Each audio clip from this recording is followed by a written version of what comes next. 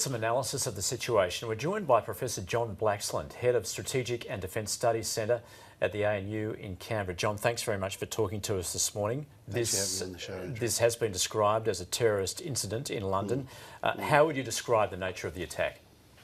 Well, it speaks to an attempt by these like-minded terrorists to explore ways around the kind of the surveillance state, if you like. The mechanisms that have been put in place over the last few months and years to pick out these kind of perpetrators and be preemptive in nipping it in the bud.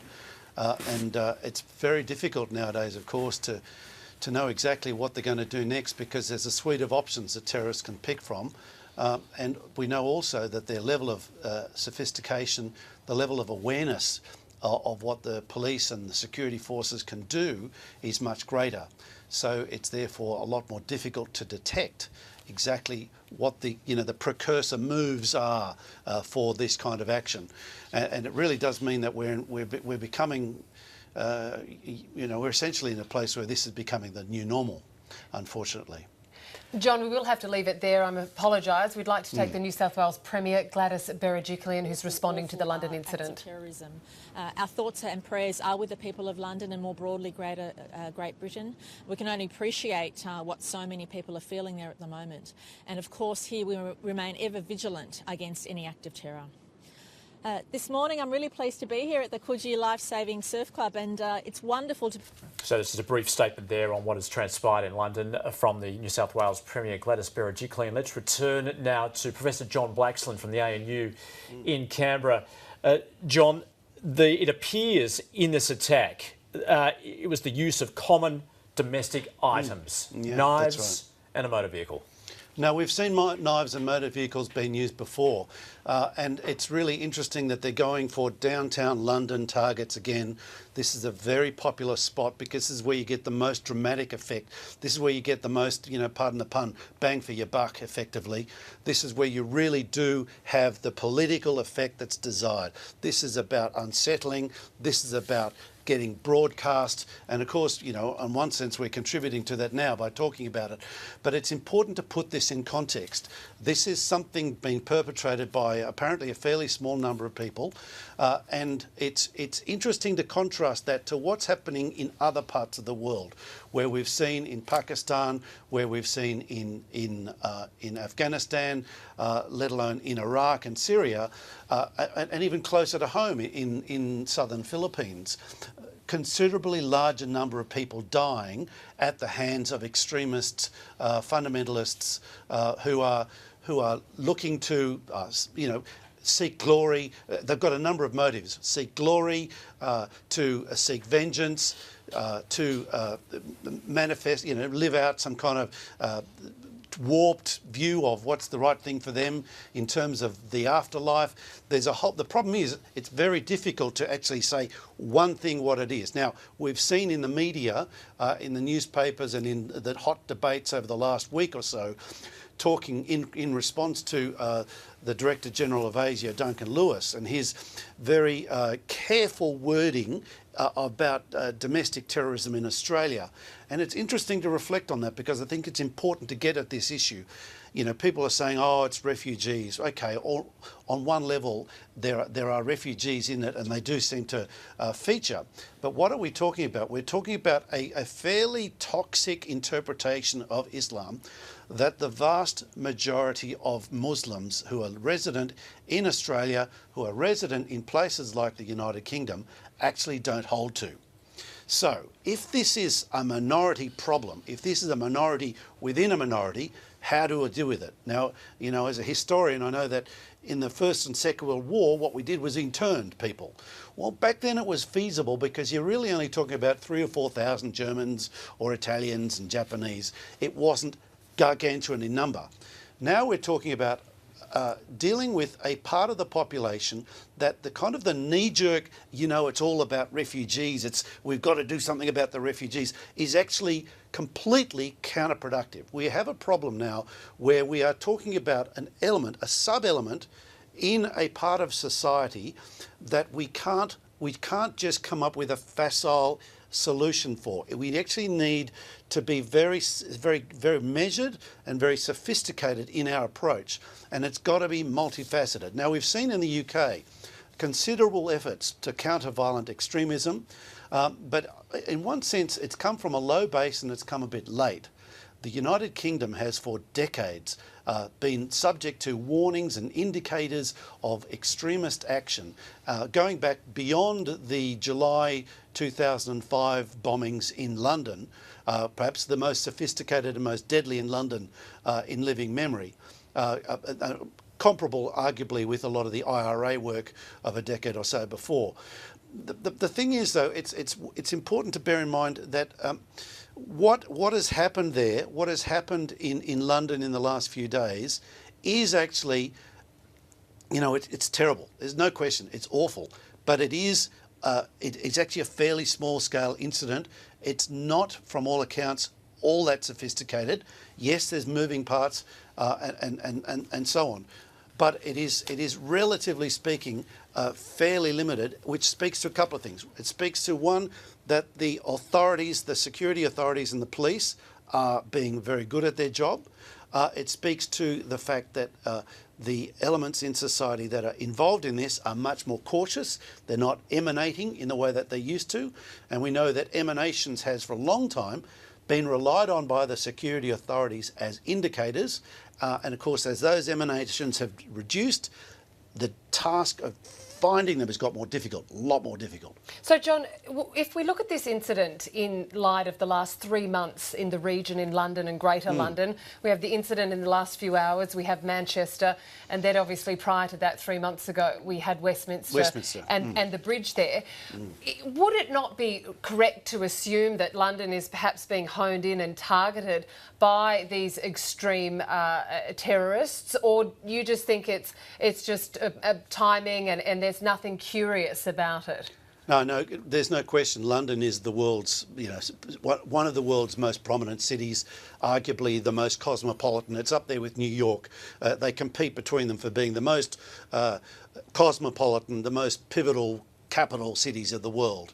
And London, of course, has a very large, diverse range of migrant communities from different parts of the world. It's actually easy to hide in this space because it is so cosmopolitan, because it is so diverse and people don't necessarily know each other.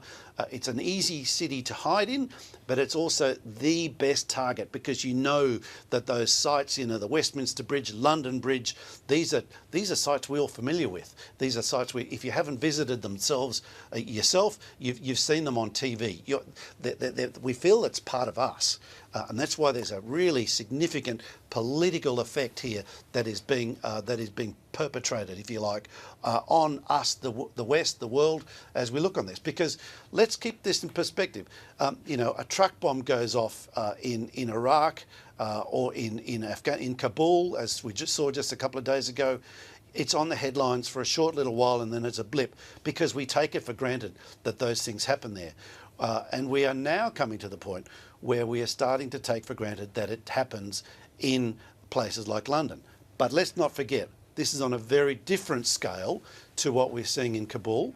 And that speaks, as I say, it speaks to the security and police authorities being much more professional, much more rigorous, much more plugged in. Can I just say also, there's another dimension here, and that is that, and it speaks to the whole issue of the rhetoric of countering violent extremism. Governments today, and we saw this with Duncan Lewis last week, acknowledging that this is not something that the state can handle on its own. This is something that actually really requires the involvement of society and the various bodies in society, be it local councils, schools, non-government organisations, social groups, churches, mosques, brothers and sisters. We actually have a paradigm issue here which we need to get our heads around about what we are facing. We are living in an age where this kind of thing is becoming normal, but on a small scale still. It is very small scale, but we need to adjust to it. We need to think afresh about how to respond and not fall for the trap of what they're trying to do, which is to goad us into overreaction. This is this sense of the West, of societies like in London, in the UK, and to a lesser extent in Australia, getting angry and frothing at the mouth in anger at what we're seeing happening and overreacting. And that's, you know, it's easy to say it on one level, it's harder to do on another. And I know there'll be critics out there who say, oh yes, we've heard this all before, it's time to put our foot down. Okay, maybe, you know, that sounds good, put your foot down, you feel like you're achieving something, but where's that going to get us? We actually don't have a silver bullet. Oh, okay, well we can detain refugees. Really? How many do you plan to detain? Isn't it better to approach this in a more collegial way about engaging society, engaging the various networks we have, and thinking about this as about undermining the toxicity that's there, and and of course that we're trying to do that in the Middle East to a certain extent. You know, there's a big debate going on about whether what we're doing in Iraq and Syria is actually having a blowback effect. And I'm happy to talk about that too, if you like. Well, actually, John Blaxland, we just have confirmation there from the police that at least one person has died in this attack. I did want to ask you, though, is the timing of this attack significant, coming as it does on the heels of the attack in Manchester and in the lead-up to the general election on Thursday? Yeah, no, well, it's hard to know because it's too early. We don't have enough information at our fingertips to speak with authority on what this really means. But we are seeing a pattern of, you know, of action of people who are looking to have a political effect. Now, whether they are acting in coordination with each other, we haven't seen evidence of that. But what we do know is that there is a resonance to the message of the Daesh or ISIS message that is being perpetrated and promulgated through their newsletters, through their online presence, through their magazines, that it's really having it's attractive to a marginalised elements of society. And it's that marginalised element of society, those vulnerable people on the edges of society, that we in Australia, I mean it's on a far smaller scale in Australia, but in the UK, they're obviously, I'm thinking about this as well. How do you engage them? How do you actually work to take the toxicity out of those situations? It's very difficult. Now, it's very difficult in places like London or Manchester, where you have communities that are, you know, essentially underprivileged. They're under difficult circumstances. But we know that underprivilege itself is not a sufficient motivator for this. There are other factors, and it's the combination of those factors, when you bring them together, that's in that space where those combination of factors happen, where we see this sprouting of this kind of really obnoxious behaviour emerging. And it's in that space that we all need to be looking collectively, collaboratively, about how we undermine the toxicity. John, you mentioned before regarding our involvement and engagement in Iraq and Syria having blowback on our shores or indeed in Western and allied life. Is that a suggestion that with the dilution of ISIS, Daesh and terror cells over there, they're losing traction there and looking elsewhere? Well, certainly there's a growing body of opinion that would argue that as Daesh gets squeezed, as they lose in Mosul, as they lose in parts of Syria, they are looking to thrash out and to replicate elsewhere. Now, the problem is that we're not dealing just with a military body. Now, I've had people say, "Oh, John, you know, it's a bit like, you know, when we were fighting fascism. What we need to do is ramp up." Well, the problem with that idea is that fascism was represented in a state, and once it was discredited in that state, it was defeated. And we're talking here about Italy and Germany.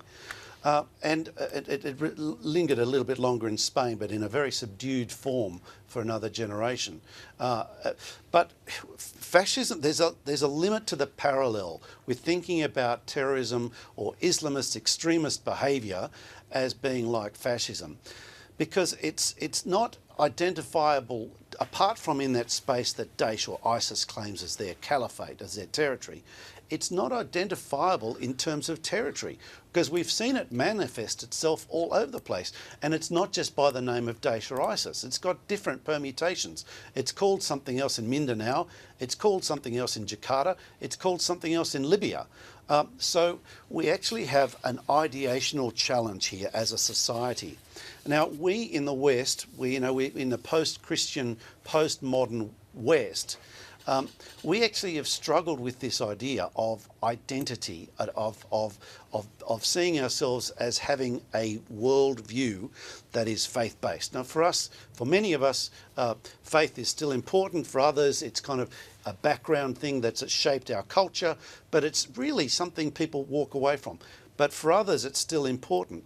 And I think we as a society need to be thinking about how we recognise and respect that aspect of faith, of different faiths, and yet capitalise on those networks of faith that are invested in continuity, that are invested in contributing to society, and seeing how much more we can leverage those to undermine the toxicity of Daesh or Islamic State. But you're right, we do face a real problem here. We have a problem where, as we squeeze in around Mosul, as we squeeze in around northern Syria, there is this kind of, a bit like weeds popping up elsewhere. You know, you might deal with one patch and they emerge somewhere else. There's a limit to that metaphor. I prefer the metaphor of the hydra, where you chop off one head of that hydra and another one emerges. Because when you deal with a military force, you're not dealing with the ideas behind the military force, and it's those ideas that have this toxic appeal to a marginalised element in society, sometimes a wingnut element of society like Manharon Monis, who's clearly a criminal with a deranged mindset, who himself flipped from being a Shiite to a Sunni, and doesn't fit the standard cut out a kind of figure of what you'd think a young, disillusioned Sunni extremist would look like. So we do have to be open-minded. We have to be mindful of the breadth of types of people who are fitting in that element of marginalised society, and thinking constructively through our schools, through our churches and mosques, through our various civil society organisations about how we deal with this. Now, having said all that, we need to remember that here in Australia, we've actually been pretty good. We've actually been pretty good at doing this. And my concern is that in the UK, the challenge is an order of magnitude greater than it is in Australia. The UK has sought to grapple with this, arguably not as well or as rigorously as they perhaps should have. They are now dealing with the consequence of that. But even so, even with that order of magnitude larger, we're still seeing these terrorist attacks not nearly on the scale of what we saw 10 years ago or 12 years ago in 2005 in London. So that, I think, speaks to a couple of things. It speaks to the security authorities being better at their job, being better networked, better plugged in. It speaks to community groups of churches and mosques understanding the implications on themselves of not being more proactive. And it speaks to the changing dynamics of the way terrorism is manifesting itself today. They're more aware of what the security and intelligence authorities can do. They're more cautious. And of course, they're also able to access secure apps on their iPhone or their tablet or whatever device they've got, and communicate in a way that is more difficult for the security authorities to tackle. This challenge is not going away. It's continuing to morph, but we need to be proactively working to address it. Well, the full details of this attack are not yet clear, but in the meantime, John Blaxland, thanks for your analysis. My pleasure, Andrew.